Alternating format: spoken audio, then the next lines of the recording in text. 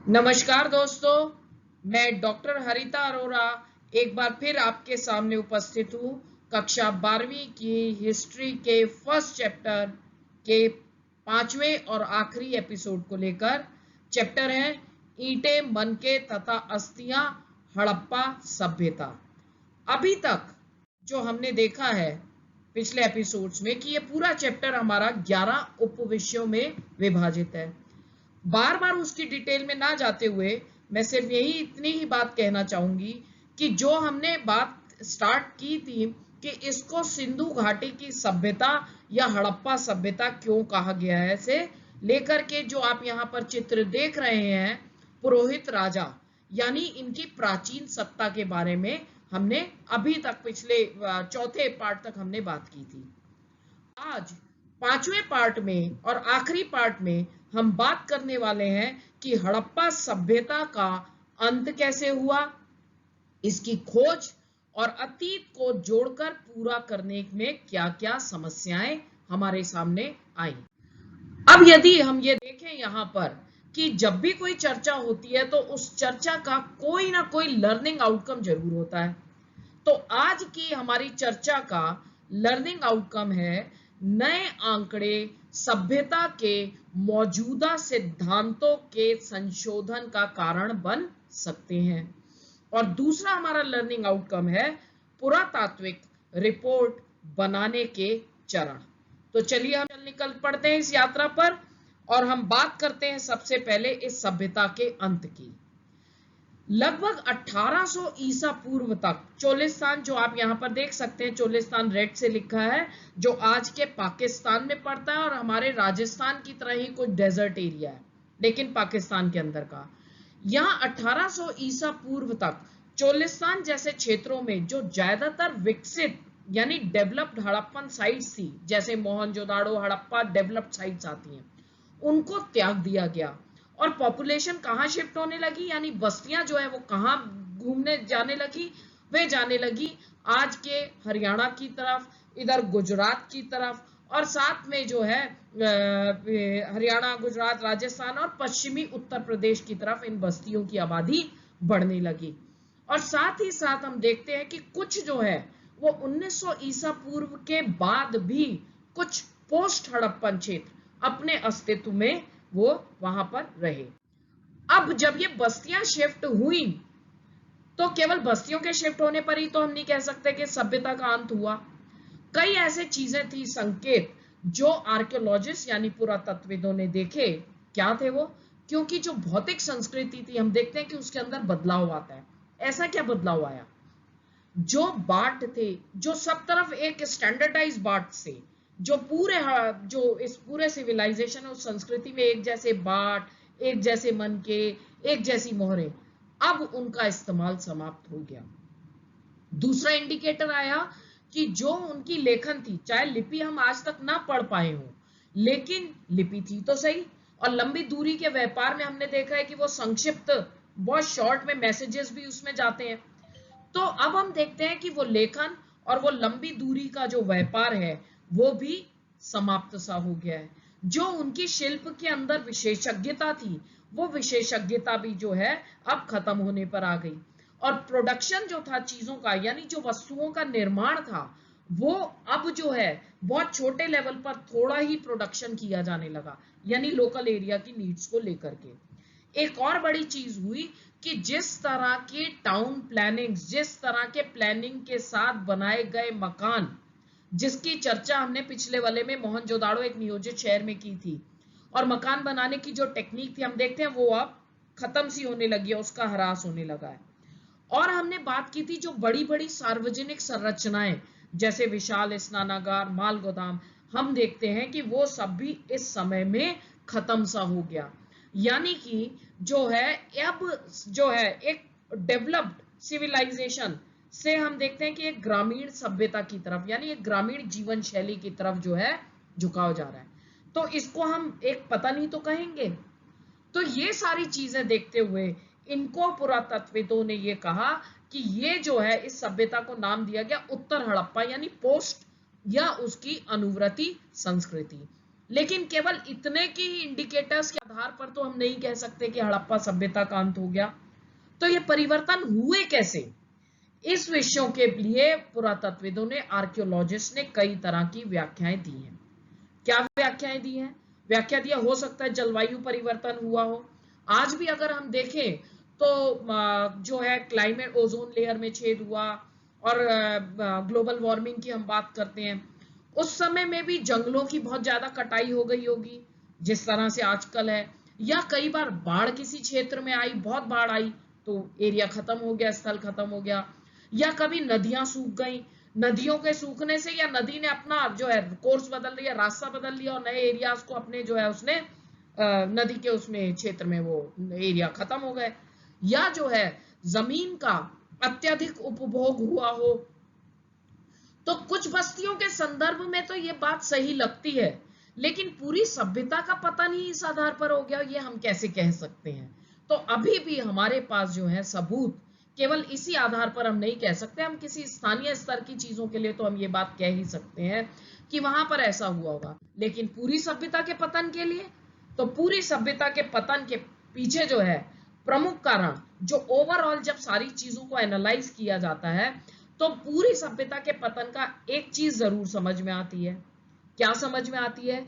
कि जो हम देखते हैं कि एक मानकीकृत जो है बाट है, एक जैसी ईंटों का प्रयोग है, शहर बनाने से पहले नियोजन है, प्लानिंग है, तब शहरों का डेवलपमेंट है। तो हो ना हो इसके पीछे एक कोई तो सत्ता ऐसी थी जो ऊपर इन चीजों को कंट्रोल करती थी। तो जब हम पतन देखते हैं तो हम यहां पर एक बहुत बड़ा इंडिकेटर हमें यह मिलता है कि वो एक तत्व जो इन सारी चीजों को कंट्रोल कर रहा था, अब वो दिखाई नहीं देता। हम इस बात को कैसे कह सकते हैं कि दिखाई नहीं देता? क्योंकि जो एक जैसे मन के, एक जैसे बर्तन, वो मिलने खत्म हो गए। एक जैसे बाट, पूरे सभ्यता, पूरे संस्कृति, अफगानिस्तान, पाकिस्तान, हिंदुस्तान के एरियाज को लेकर के जो सब जगह एक जैसे बाट थे, वो खत्म हो गए। लोकल बाट्स आने लगे, स्थानीय बाटों का प्रयोग होने लगा, शहरों का पतन हो गया, या शहर जो है त्याग दिए गए। तो एक बात है यहां पर, इन सारी चीजों से इसी एक बात को बल मिलता है कि एक एकीकृत जो कंट्रोल करने वाली जो सत्ता थी, वो खत्म हो गई।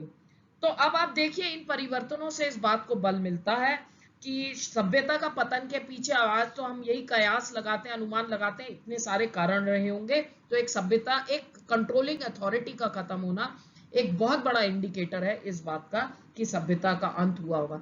और आप ये देखिए कि इस पूरे भारतीय उपमहाद्वीप को कम से कम एक सहस्त्राब्दी तक इंतजार करना पड़ा कि जो है फिर से शहर जो है अस्तित्व में आए। अभी आप देखिए, यहाँ एक और चीज बड़ी इंटरेस्टिंग है, वो ये है कि हड़प्पा सभ्यता के अंत के लिए अलग अलग आर्कियोलॉजिस्ट ने, जैसे जॉन मार्शल थे, जुड़े हुए थे यहाँ की खुदाई से, आरईएम व्हीलर जुड़े हुए थे, जॉर्ज डेल्स ने, इन सब ने इसकी सभ्यता के पतन के कारण जो है उसकी व्याख्या अपने अपने ढंग से की है। जैसे हम देखते हैं, जॉन मार्शल ने अपनी किताब Mohenjodaro and the Indus civilisation 1931, उसमें उन्होंने कहा कि, वो कहते हैं कि डेड मैन लेन, ये मोहनजोदाड़ो जैसे नाम से ही है, माउंड ऑफ डेड यानी मृतकों का टीला। क्यों कहा गया? क्योंकि यहां पर जो है आक्रमण के साक्ष्य मिले हैं। जॉन मार्शल ने कहा डेड मैन लेन, जो आप यहाँ चित्र में भी देख सकते हो, यहाँ पर कुछ कंकाल सा दिखाई दे रहा है। डेड मैन लेन एक संकरी गली है जिसकी चौड़ाई 3 से लेकर 6 फीट तक होगी। ये वो बिंदु था जहां पर गली पश्चिम की ओर मुड़ती है। वहां पर 4 फीट और 3 इंच की गहराई पर एक खोपड़ी का भाग और एक वयस्क यानी एक एडल्ट की छाती और हाथ के ऊपरी भाग की हड्डियां मिली हैं। ये सभी बहुत ही भुरभुरी अवस्था में मिली है। भाई 4000 साल पुरानी बात कर रहे हैं, भुरभुरी तो हो ही जाएंगी। ये धड़ जो है वो पीठ के बल पड़ा हुआ है, गली में आड़ा पड़ा हुआ है, और पश्चिम की ओर 15 इंच की दूरी पर एक छोटी खोपड़ी के टुकड़े में मिले हैं। इस गली का नाम उन्होंने इसी अवशेषों के आधार पर दिया। अब ये तो हुई जॉन मार्शल की बात। अब हम बात करें अगर आरईएम व्हीलर की। आरईएम व्हीलर ने ऋग्वेद को आधार बनाया। ऋग्वेद के अंदर इंद्र उनका देवता माना गया, इंद्र को पुरंदर भी कहा गया। पुरंदर मतलब पुर का मतलब हुआ दुर्ग। हड़प्पा वासियों के अपने दुर्ग हुआ करते थे, किले, दीवारें बना करके उन्होंने किले बंद किया था। पुरंदर मीन्स उन दुर्गों को तोड़ने वाला। तो आर.एम. व्हीलर ने ऋग्वेद के आधार पर यह कहा कि हो ना हो जो आर्य सभ्यता थी, उन्होंने इन पर अटैक किया, आक्रमण किया।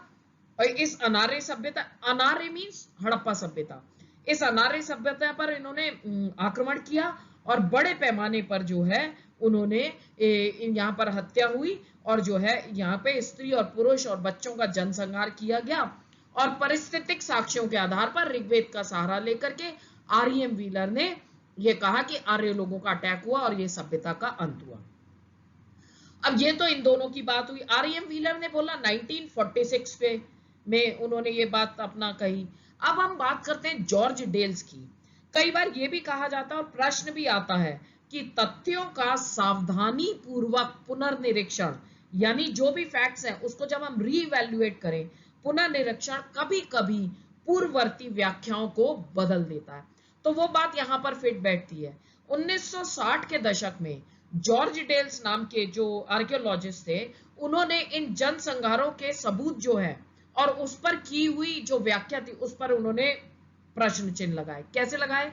उन्होंने कहा कि ये सारे के सारे अस्थि पंजर सिर्फ एक काल से संबंधित नहीं है, यानी इन सबका टाइम पीरियड जो है अलग अलग है। उनका यह कहना निश्चित रूप से जनसंहार तो हुआ है, लेकिन ज्यादातर अस्थियां जिस संदर्भ में मिली हैं वो ये बताती हैं कि इनका बेहद लापरवाही और श्रद्धाहीन तरीके से इनका शवाधान किया गया। दूसरी बात वो कहते हैं कि शहर के अंतिम काल से जो संबंधित है वो विनाश का कोई स्तर नहीं है। वो कहते हैं ना तो व्यापक अग्निकांड के चिन्ह मिले हैं और ना ही जो डेड बॉडीज मिली हैं उनमें हथियारबंद कवचधारी सैनिक मिले हैं, क्योंकि अगर उनकी बॉडीज मिलेंगी तब पता लगेगा ना कि इधर से भी रेजिस्टेंस हुई थी, यानी इधर से भी किसी युद्ध का सामना किया गया। दूसरी चीज है कि दुर्ग से जो शहर का एकमात्र किलेबंद भाग था वहां पर आत्मरक्षण के भी, यानी खुद को बचाने के कोई सबूत नहीं मिलते हैं। तो ये बात ये साबित करती है कि कई बार सबूतों यानी तथ्यों का पुनर्निरीक्षण व्याख्याओं को पूरी तरह से उलट भी देता है। अब अगर हम बात करते हैं यहाँ पर कि हड़प्पा सभ्यता की खोज कैसे हुई, अभी तक तो हमने देखा उसका अंत कैसे हुआ। अब आप ये देखिए, जो एक सभ्यता है जो आज से करीबन 4000 साल पहले है, तो उसको लोग भूल ही जाएंगे और उस एरिया पर अब layers by layers by layers एक नई नई सभ्यताएं आ जाएंगी। अब एक चीज हुई, क्या होता था कि सहस्त्राब्दियों के बाद कभी बाढ़ आई या मिट्टी का कटाव हो गया या किसान खेत में जोत रहा है, अचानक धरती के नीचे से कुछ अलग अलग सी ऐसी चीजें आए जो बड़ी पुरानी सी लगे, तो वो अपने आप में एक रहस्य था। अब ऐसे में हम बात करते हैं कनिंघम के भ्रम की, जिस पर प्रश्न भी कई बार आता है।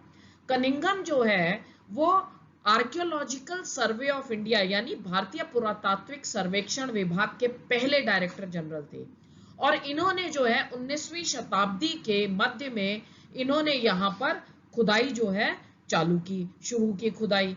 अब जो खुदाई इन्होंने शुरुआत की तो हम देखते हैं कनिंघम की रुचि किस चीज पर थी।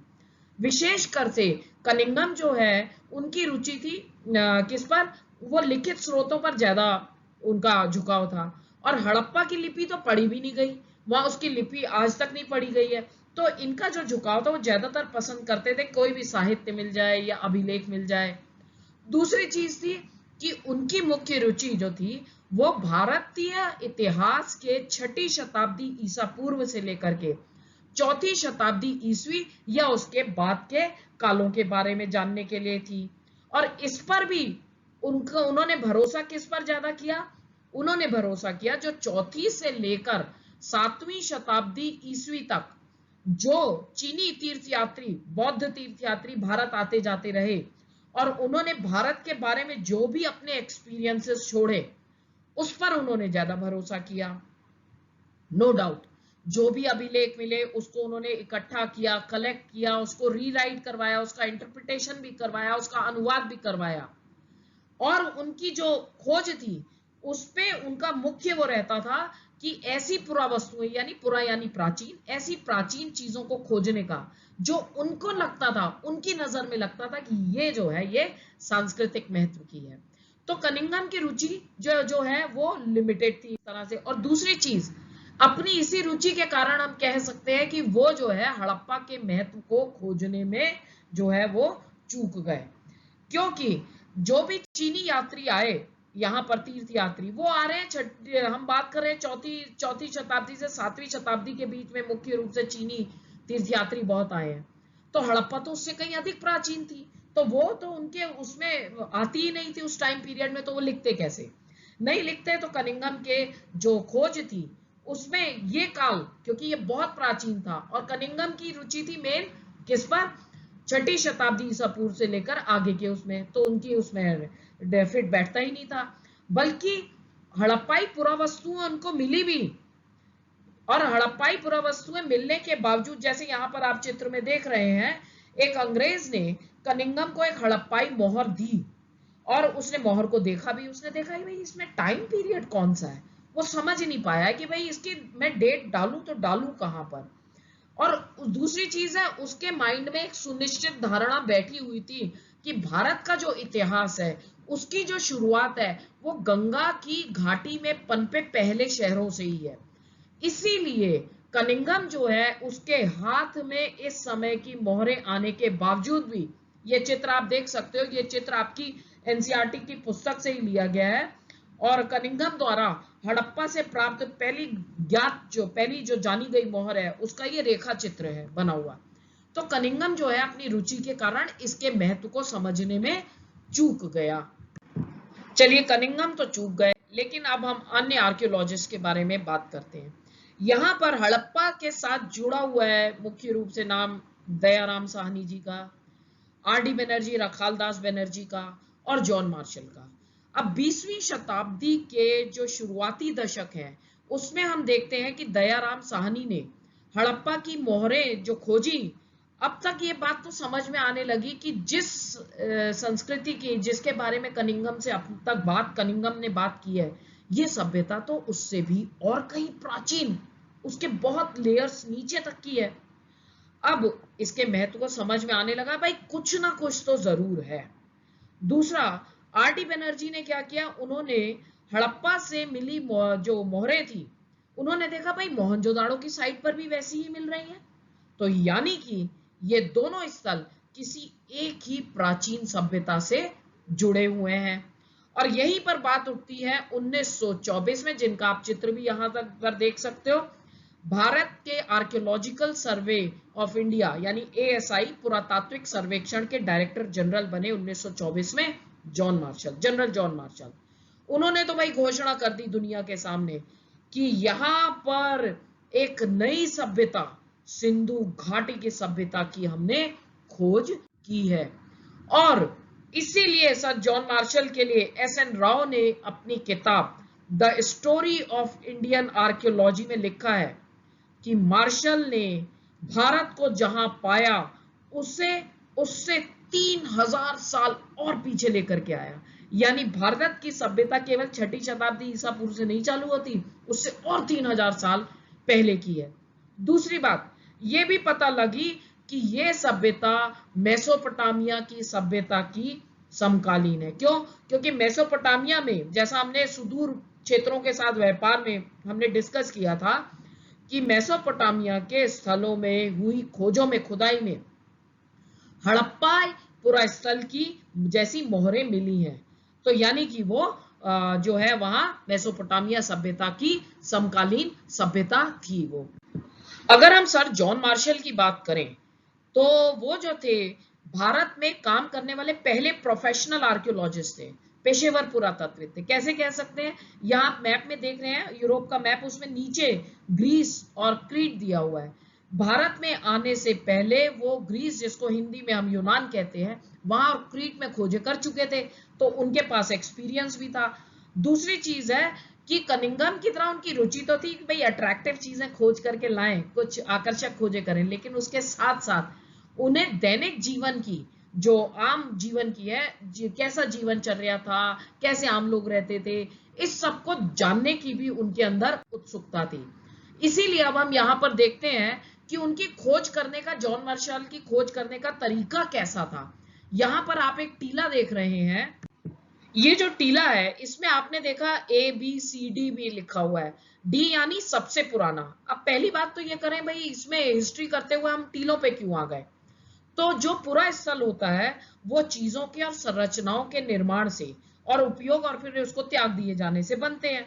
जब किसी जगह पर लोग लगातार रहते हैं और जमीन का इस्तेमाल होता है, मकान बनते हैं, तो मकानों के मलबे से एक लेवल बन जाता है। जैसे आप यहाँ डी लेवल देख रहे हैं, सी लेवल देख रहे हैं, बी लेवल देख रहे हैं, ए लेवल देख रहे हैं। ये चारों को मिलाकर के, ABCD को मिलाकर के हम टीला कह सकते हैं। अब इसके जो अलग अलग लेवल्स है, जैसे डी लेवल है और सी लेवल है, इन दोनों लेवल के अंदर जो है एक दूसरे के रंग है, प्रकृति है, और इसमें मिली हुई जो भी प्राचीन चीजें वो एक दूसरे से अलग होंगी। यानी डी लेवल अगर एक निश्चित काल से संबंध है तो सी लेवल किसी और काल से संबंधित है। तो सीधा सा मतलब है कि डी लेवल सबसे पुराना है, सबसे प्राचीनतम है, सी लेवल उसके बाद है, बी लेवल उसके बाद है और ए लेवल उसके बाद है। अब मार्शल ने क्या किया कि जब इन्होंने खुदाई चालू की तो इसके स्तर विन्यास को देखने के बजाय, स्तर विन्यास यानी जो जिस तरह की लेयर जा रही है, जैसे डी को हम देख रहे हैं कि सीधे हॉरिजॉन्टल सीधी लाइन नहीं जा रही, यानी कि क्षैतिजिक नहीं है, हिंदी में अगर बोले क्षैतिज, हॉरिजॉन्टल सीधा नहीं जा रहा, वो लेयर थोड़ी आड़ी टेढ़ी होकर के जा रही है। लेकिन जॉन मार्शल ने क्या किया कि इन्होंने स्तर विन्यास को देखने के बजाय इन्होंने सीधे सीधे हॉरिजॉन्टली खुदाई करना चालू किया।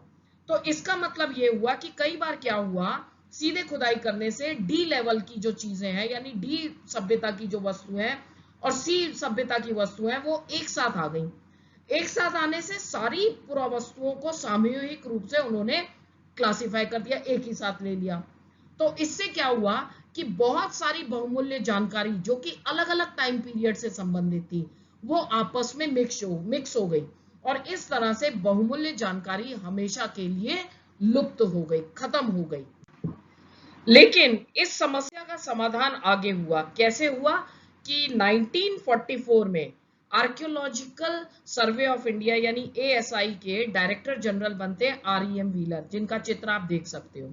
REM व्हीलर ने क्या किया कि इन्होंने स्तर विन्यास को लेकर के ये चले, मतलब सीधे सीधे एक समान क्षैतिजिक इकाई पर इन्होंने नहीं खुदाई की, बल्कि इन्होंने क्या किया कि जो स्तर विन्यास था, यानी जितने एरिया में डी जा रहा है, चाहे वो हॉरिजॉन्टल क्षैतिजिक रूप में नहीं जा रहा लेकिन उसका स्तर विन्यास है, तो उन्होंने उस आधार पर टीले का जो है खुदाई करवानी चालू की, ताकि एक काल से संबंधित एक संस्कृति की चीजें हमें उसी टाइम पीरियड के हिसाब से मिल सके।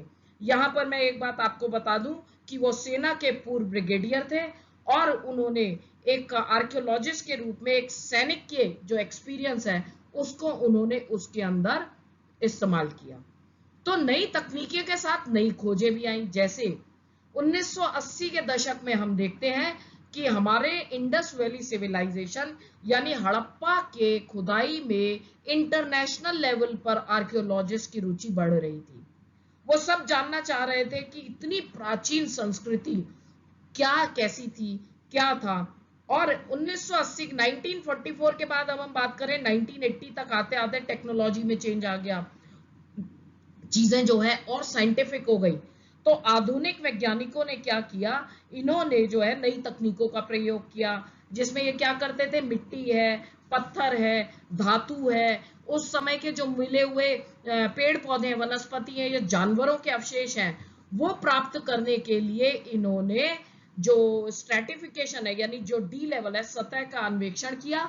और साथ ही साथ जो कुछ भी मिला, चाहे एक छोटा सा कपास का टुकड़ा भी मिला, तो इन्होंने जो है हर एक टुकड़े को बहुत सूक्ष्म तरीके से, बहुत ही माइन्यूटली इन लोगों ने उस सब का एनालिसिस करना, उन सब का विश्लेषण करना चालू किया। नए दशकों में जो है नए अब जो प्रश्न आते हैं, यानी जब वक्त बदलता है उसके साथ ही साथ हमने देखा है जैसे इतिहास का भी शिफ्ट चेंज हुआ है, पर्सपेक्टिव चेंज हुआ है। एक वक्त था जब राजाओं और उसकी हम बात करते थे, पॉलिटिकल राजनीतिक मुद्दे ज्यादा हावी रहते थे जंगों के बारे में। लेकिन आज के समय में जो है जो नए पुरातत्वविद हैं, जो नए दशक हैं, उसमें नए प्रश्न महत्वपूर्ण हो गए हैं। जैसे आज के युग में अब पुरातत्वविद यानी आर्कियोलॉजिस्ट सांस्कृतिक यानी कल्चरल उपक्रम को जानने पर, कल्चरल प्रोसेसेस को जानने पर के ज्यादा इच्छुक रहते हैं। कुछ और जो आर्कियोलॉजिस्ट हैं वो ये जानने की जरूर कोशिश करते हैं कि अगर एक पर्टिकुलर स्थल एक इस भौगोलिक स्थिति में है तो वो यहाँ पर क्यों है। उदाहरण के लिए मोहनजोदाड़ो अगर एक वहीं पर एक पर्टिकुलर एरिया पर बहुत बड़ी साइट के रूप में उभर करके आया तो क्यों आया, इन चीजों को जानने का प्रयास करते हैं। इसके साथ ही साथ पुरातत्वविद यानी आर्कियोलॉजिस्ट ये भी जानने की कोशिश करते हैं कि अगर ये प्राचीन चीज हमें मिली है तो इसकी क्या यूटिलिटी होगी, इसका क्या उपयोग होगा। देखा जाए तो हड़प्पा सभ्यता की जो भौगोलिक सीमाएं हैं वो आज की राष्ट्रीय सीमाओं से कहीं मेल नहीं खाती। अगर बहुत सारे जो एरियाज हैं, जैसे मोहनजोदाड़ो है जो आप देख सकते हो यहाँ मैप में, हड़प्पा है, और कोट दीजिए, और ऐसे बहुत सारे इस सिंधु घाटी सभ्यता से संबंधित स्थल है जो आज पाकिस्तान में है, और कुछ स्थल हमें अफगानिस्तान में भी मिले हैं।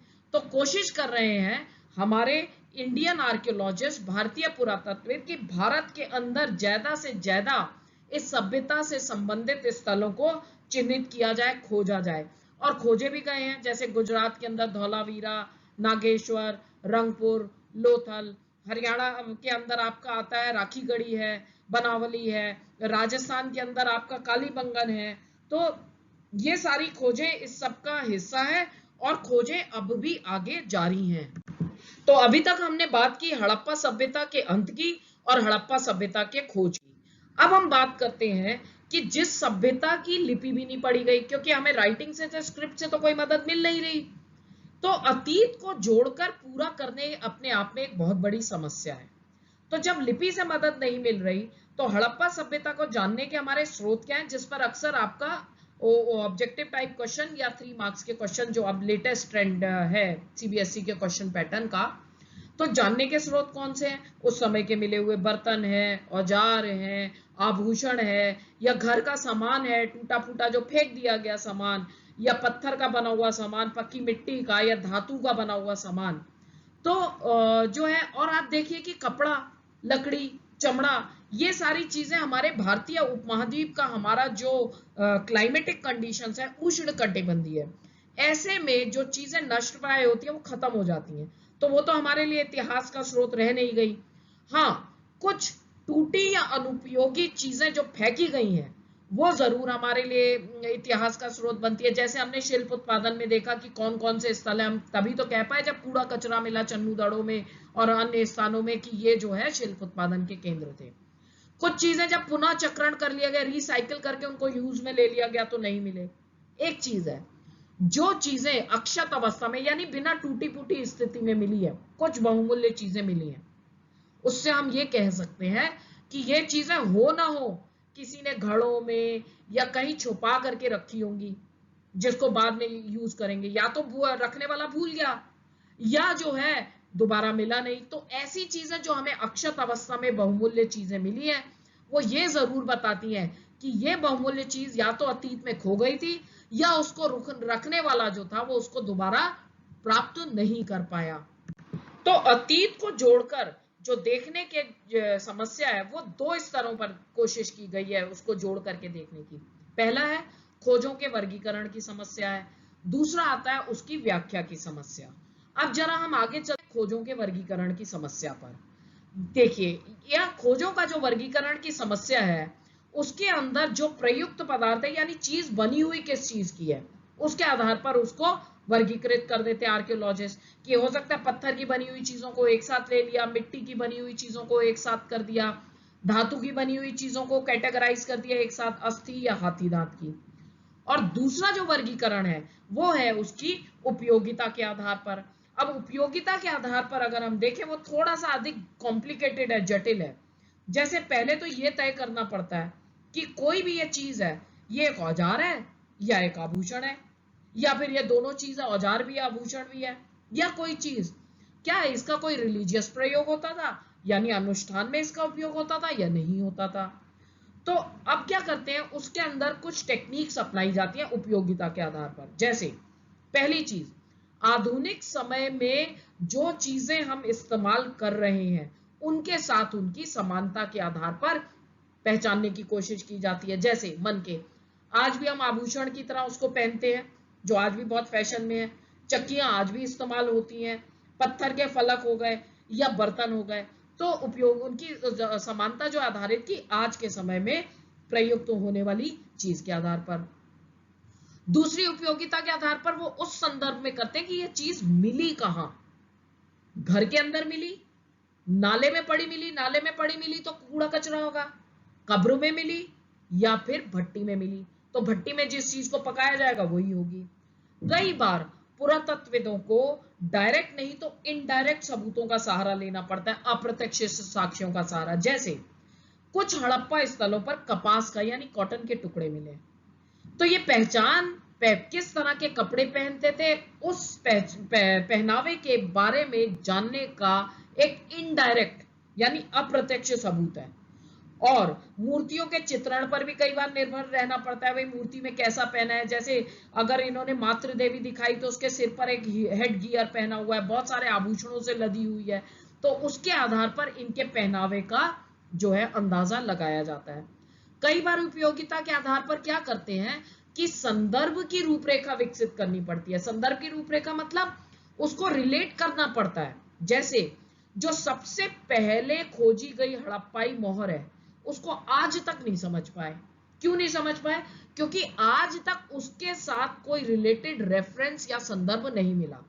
जिस दिन मिल जाए, उदाहरण के लिए अगर हम लिपि की बात करें, कोई एक मोहर भी ऐसी मिल जाए जिसके अंदर लिपि बाइलिंगुअल हो, ऐसी बाइलिंगुअल जैसे मेसोपोटामिया की लिपि से मिलती जुलती हो, तो हम उस लिपि को हम पढ़ पाएंगे। तो संदर्भ में समझने की कोशिश करते हैं। और एक चीज है कि उसको समझने के लिए कई बार सांस्कृतिक उपक्रम यानी जिस कल्चर में वो मिली, उदाहरण के लिए अगर मेसोपोटामिया में कुछ हड़प्पाई मोहर मिली तो ये कह पाए कि ये जो है एक दूसरे की समकालीन थी। तो ये सारी कुछ चीजें हैं जो उपयोगिता के आधार पर आधुनिक समय में प्रयुक्त वस्तुओं से उनकी समानता के आधार पर, परीक्षण से, उस संदर्भ के परीक्षण से जहां वस्तु मिली, या अप्रत्यक्ष सबूतों के सहारे से, या संदर्भ की रूपरेखा विकसित करके जो है अतीत को जोड़कर पूरा करने की समस्या आती है। इस पर अक्सर बोर्ड में भी प्रश्न आता है। तो यहां हमने बात की अतीत को जोड़कर पूरा करने की समस्या के पहले लेवल, खोजों के वर्गीकरण की समस्या, जो भी आगे दो भागों में विभाजित है, प्रयुक्त पदार्थ के आधार पर और उपयोगिता के आधार पर। अब हम बात करेंगे जो अतीत को जोड़कर पूरा करने की समस्या के दूसरे स्तर की, वो है व्याख्या की समस्या। अब कई बार क्या होता है, यहां पर आप चित्र देख सकते हो, आभूषणों से लदी जो नारी की मृण मूर्ति यानी मिट्टी की मूर्ति है। तो ये जो है कई बार धार्मिक समस्याओं के जो पुनर्निर्माण किया जाता है, धार्मिक प्रथाओं का पुनर्निर्माण, उसके सामने ये समस्या आती है। कुछ चीजें ना पहचानी सी, अपरिचित सी लगती हैं या कुछ असामान्य सी लगती हैं, तो हो सकता है कि वो धार्मिक महत्व की हो। जैसे यहाँ नारी की मृण मूर्ति आप देख रहे हो, हेड गियर है यहाँ पर, उसके साथ ही साथ आप यहाँ पर देख रहे हो व्हाइट में एक पुरुष की है जो एक हाथ उसने घुटने पर रखा हुआ है। तो ये जो है दुर्लभ पत्थर की बनी हुई मूर्ति मिली है। इसी के साथ आप बीच में दी हुई पुरोहित राजा की मूर्ति है। तो ये कहा गया कि हो ना हो इन सब का संबंध जो है उनके धर्म से रहा होगा। और इसी के साथ आप यहाँ पर देखो ये विशाल स्नानागार मिला है, ये कालीबंगन और लोथल से मिली हुई वेदियां हैं, यानी जहां पर पूजा पाठ हुआ करता था। तो ये सारी हो ना हो धार्मिक महत्व की रही होंगी। अगर इसी पर हम आगे चले तो आप ये देखिए, यह मोहरें हैं, मोहरों पर ये कुछ अंकन मिले हैं। जैसे आप देख सकते हो पहली वाली व्हाइट, ब्लैक एंड व्हाइट में जो दिया है पेड़ पौधे और इसमें एक श्रृंगी है, ये जो दिखाता है कि हो ना हो पेड़ पौधे होना मतलब कि कहीं ना कहीं ये प्रकृति की पूजा किया करते होंगे। दूसरा चित्र जो आप देख रहे हो, इसमें आप ये एक योगी जैसा मुद्रा में बैठा हुआ आपको चित्र दिखाई देता है। इसको जो है पुरातत्वविदों ने शिव के आद्य रूप के साथ जोड़ा है। कि ये कभी कभी जो है जानवरों से इधर घिरा हुआ। और शिव जो है वो हिंदुओं के प्रमुख देवता हैं। तो इसके अलावा जो हम देखते हैं यहाँ पर ये शंखाकार वस्तुएं मिली हैं, इसको कहा या तो ये लिंग है, शिवलिंग की आज भी पूजा होती है, या तो ये लिंग है, या फिर जो है ये मोहरे हैं। तो अगर हम यहाँ पर बात करते हैं कि शिव की, तो शिव जो है करीबन आप देखिए ऋग्वेद के अंदर भी शिव का नाम आता है कि भाई ये जो है रुद्र देवता के संग जोड़ा गया है उनको, शिव को। लेकिन रुद्र देवता के संग जोड़ने के साथ ही साथ एक चीज जरूर यहाँ पर आती है कि जो रुद्र देवता ऋग्वेद में दिया है उनको कहा गया जानवरों का देवता, पशुपति। जबकि जो ऋग्वेद का जो देवता था उसको योगी के रूप में नहीं दिखाया गया। तो क्या जो चित्रण यहाँ पर आद्य शिव का किया गया वो क्या रुद्र के ऋग्वेद में दिए गए रुद्र के विवरण से मेल खाता है? कुछ नहीं कह सकते। लेकिन यहाँ पर आप एक चित्र देख रहे हो, ये हड़प्पाई जो है मोहर इसमें दिखाया गया है, एक व्यक्ति बीच में बैठा है, उसके दोनों तरफ जानवर हैं। तो क्या उन दिनों कोई शमन हुआ करते थे? शमन मतलब वो महिला या वो पुरुष जिनके पास जादुई शक्तियां होती थी, जिन्हें आज हम तांत्रिक कई बार कह देते हैं, और इलाज करने की शक्ति होती थी। तो क्या वो जो चित्र आद्य शिव जिसको हम कहते हैं वो किसी शमन का था? एक प्रश्न चिन्ह है। वही जो ये दिए गए हैं, अब जो शंखाकार वस्तुएं हैं, इनको हम क्या माने? क्या हम इनको लिंग माने शिवलिंग की तरह, या हम इसको ये माने कि ये मोहरे थी और चौपड़ वगैरह खेलने में इनका इस्तेमाल होता था? तो एक चीज जरूर है यहाँ पर, तो एक बात जरूर है कि धार्मिक आस्थाओं और प्रथाओं के पुनर्निर्माण या आर्कियोलॉजिस्ट बाकी भी जो इतिहास का निर्माण करते हैं, हम उसी से जाते हैं जो हमें पता होता है, यानी ज्ञात से अज्ञात की ओर, फ्रॉम नोन टू अननोन। तो पत्थर की चक्कियां हैं, बर्तन है, उसके बारे में तो ये सारी बात कुछ सही लगती है, लेकिन धार्मिक प्रथाओं का हम निर्माण कैसे करें? जैसा कि मैंने बोला, आद्य शिव की जो तुलना है वो ऋग्वेदिक रुद्र से उसकी तुलना करें, तब भी कुछ बात पूरी तरह से हजम होती नहीं, संदिग्ध है। और क्योंकि शिव के विपरीत रुद्र ना तो पशुपति थे और जो है ना ही योगी के रूप में दिखाया गया, तो हम क्या माने, या इसको हम शमन माने? तो जो है कई सारी चीजें अभी रहस्य के घेरे में है। तो यहाँ हमने अपनी बात पूरी की है, और अब हम चलते हैं माइंड मैप। जो मैंने हर बार कहा है, आप अपना माइंड मैप बनाइए इस तरह से, और आपका चैप्टर एक तरह से कंसाइज फॉर्म में एक पेज पर पूरा का पूरा आ जाएगा। माइंड मैप आप अपने हिसाब से बनाएंगे। तो चलिए अब हम बात करते हैं बोर्ड परीक्षा में पूछे गए जिस पोर्शन को हमने आज कवर किया है बोर्ड परीक्षा में उसमें कौन से प्रश्न पूछे जाते हैं। यानी कि आज जो हमने कवर किया है, हमने सभ्यता के अंत की बात की, हमने हड़प्पा सभ्यता की खोज की बात की, और हमने बात किया अतीत को जोड़कर पूरा करने की समस्या पर। उसमें जो प्रश्न अक्सर बोर्ड में पीछे पूछे गए हैं, एक, पुरातत्वविद किस प्रकार अतीत का पुनर्निर्माण करते हैं? तो आप पुनर्निर्माण से संबंधित आपका पूरा का पूरा आ जाएगा, खोजों का वर्गीकरण और व्याख्या की समस्याएं। दूसरा प्रश्न है, पुरातत्वविद व्याख्या की समस्याएं संभवतः सबसे अधिक धार्मिक प्रथाओं के पुनर्निर्माण के प्रयासों में सामने आती हैं, उदाहरण सहित पुष्टि कीजिए। तो इसके अंदर जो आप आंसर देंगे, ये स्टेटमेंट बेस्ड क्वेश्चंस आते हैं, अक्सर आते हैं, इसके अंदर व्याख्या की समस्या पर ही आपको जोर देना है, खोजों के वर्गीकरण पर नहीं। तीसरा प्रश्न, मार्शल ने भारत को जहां पाया उससे 3000 साल पीछे छोड़ा। ये बात एस.एन. राव ने कही है अपनी किताब the story of Indus archaeology में। तो यहां पर जो है इस कथन के संदर्भ में आपको जॉन मार्शल के हड़प्पा सभ्यता की खोज के में योगदान पर चर्चा करनी है। फिर आता है, कनिंघम हड़प्पा सभ्यता के महत्व को समझने में कैसे चूक गए? तो इसके अंदर कनिंघम की रुचि और कनिंघम का जो अपने एक जिस पर अभिरुचि थी, कनिंघम के पूरा योगदान आप दे देंगे। अगला प्रश्न आता है, आर.एम. व्हीलर ने खुदाई में स्तर विन्यास का अनुसरण करना क्यों महत्वपूर्ण समझा? तो ये बात मैंने आपको टिला का वो जो ABCD करके आपको दिखाया था, आप उससे थोड़ा क्वेश्चन टेक्निकल है, उससे आप समझ सकते हैं। और क्वेश्चन है, हड़प्पा सभ्यता का अंत कैसे हुआ? तो दोस्तों आज हमने जो बात की है वो सभ्यता के अंत के संभावित कारणों पर, उसकी खोज में कनिंघम के भ्रम पर, जॉन मार्शल के योगदान पर, आर.ई.एम. व्हीलर के योगदान पर और अतीत को जोड़कर पूरा करने की समस्या पर। उम्मीद करती हूं आपको समझ आया होगा। धन्यवाद। Thank you. Myself doctor Harita Arora, lecturer history, NCT Delhi. धन्यवाद।